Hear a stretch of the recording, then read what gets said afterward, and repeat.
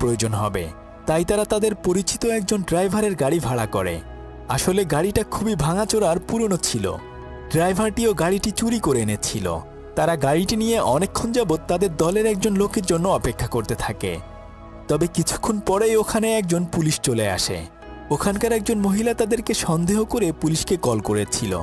Police এসেই তাদের গাড়ির কাগজপত্র চেক করতে শুরু করে। ড্রাইভার তখন নকল কাগজপত্র পুলিশকে দেখায়।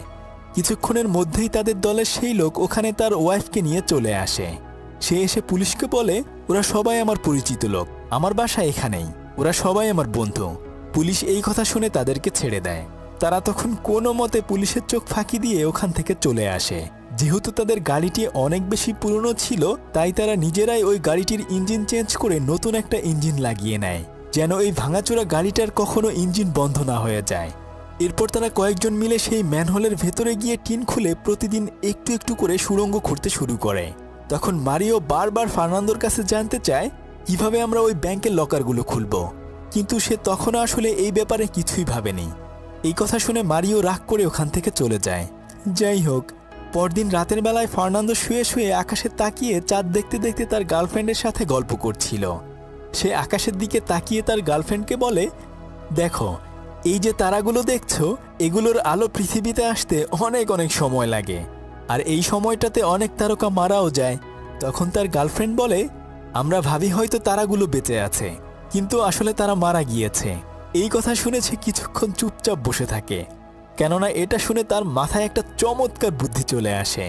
সে তখন রাতের বেলায় দ্রুত করে মারিওর বাসায় চলে যায়। সে তাকে বলতে থাকে, আমার মাথায় একটা চমৎকার বুদ্ধি এসেছে। রাতের বেলায় যখন ব্যাংক বন্ধ থাকে তখন তার সিকিউরিটি অনেক বেশি থাকে, কিন্তু যখন ব্যাংক খোলা থাকে তখন তার সিকিউরিটি কিন্তু অত বেশি থাকে না। আর তাছাড়া তখন ভল্টের লকটিও খোলা থাকে। আমরা রাতের বেলায় চুরি না করে বরং দিনের বেলায় যখন ব্যাংক খোলা থাকে তখনই চুরি করব।